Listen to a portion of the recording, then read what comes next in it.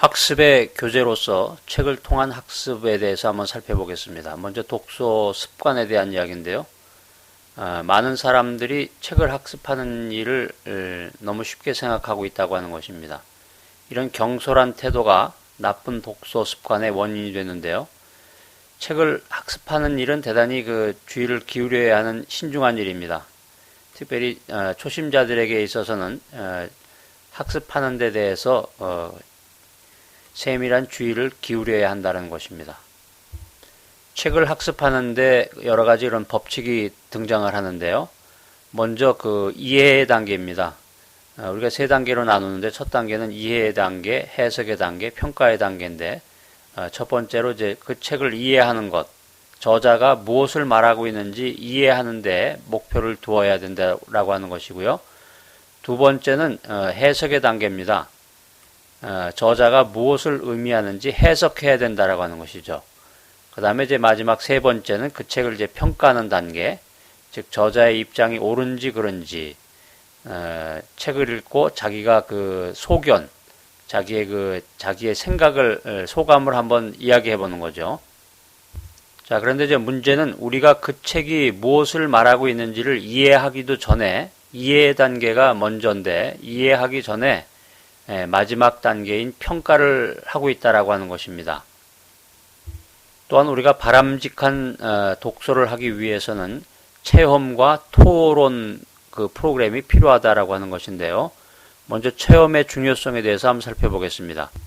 우리 인생에 있어서의 체험이라고 하는 것이 독서에 책을 읽는 것에 굉장히 중요한 역할을 차지하는데요.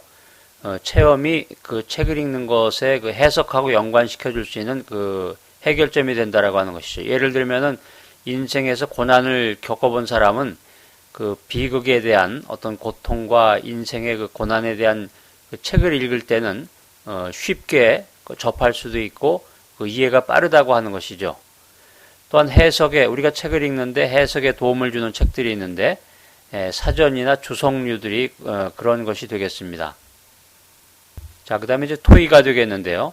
우리는 이제 토의나 토론 과정을 통해서 다른 사람의 생각을 알게 되고, 특별히 책 속에서 저자가 주장하고자 했던 말을 우리가 쉽게 이해하고, 해석하고, 또 더 나아가서 이제 평가할 수 있다라고 하는 것이죠.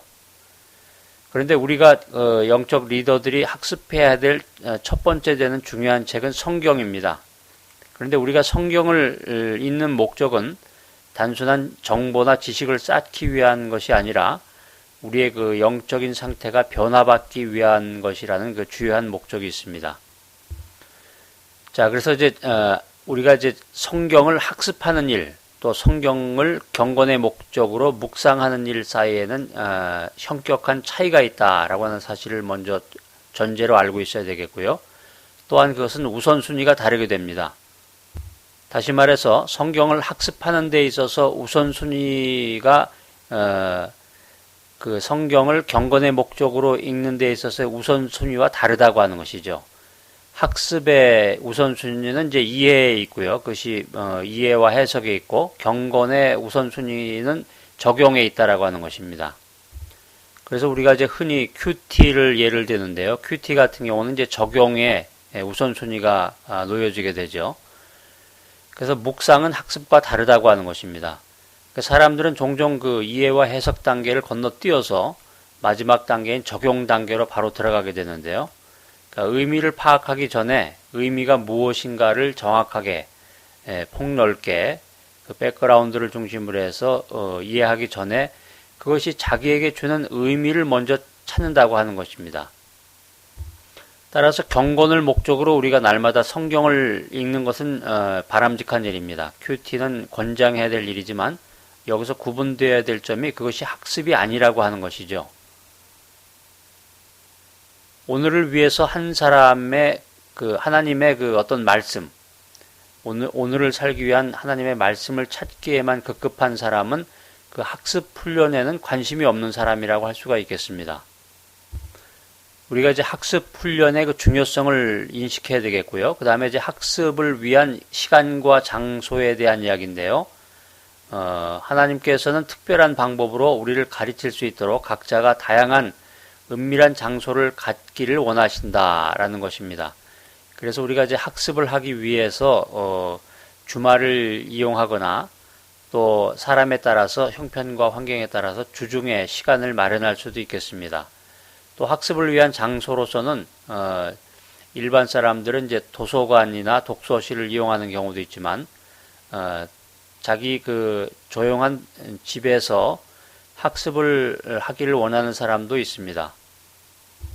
그래서 일반적으로 가정을 떠나게 되면 전화나 집안일에서 자유함을 얻기 때문에 정신적으로 학습에 집중하기가 좋다라고 합니다. 그래서 우리가 이제 수양회 같은 것을 예를 드는데 수양회를 이제 교회나 그 생활 근거지로부터 떠나서 어디론가 이렇게 새로운 장소에 가서 그 학습과 그 집중하는 훈련을 받게 되는데 그러한 것들이 이제 그 학습을 위한 시간과 그 새로운 장소의 개념이 될 수가 있겠습니다. 자, 그러면 이제 우리가 이제 학습에 있어서 무엇을 학습해야 될까 하는 문제를 이제 생각해 보게 됩니다. 그것은 이제 두말할 것도 없이 이제 성경을 학습해야 되겠죠.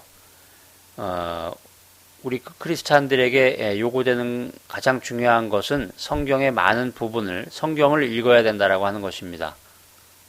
자, 그런데 이제 성경을 창세기부터 이렇게 읽다가 보면은 창세기, 출애굽기, 레위기 이렇게 넘어가면서 레위기의 그 여러 가지 복잡한 제사법이나 그 용어들에 걸려서 아마 레위기를 넘기가 힘든 분들이 아마 많을 겁니다. 그래서 창세기부터 해서 성경 66권을 통독하는 것도 참 중요하지만 그 자기에게 와닿는 또 자기의 그 현재의 영적 상태에 민감한 그런 주제들을 선택을 해서 요한복음이라든가 아니면은 예레미야서라든가 자기 각자의 그 주제에 맞춰서 학습을 할 수 있는 그런 제안들이 많이 그 나오고 있습니다.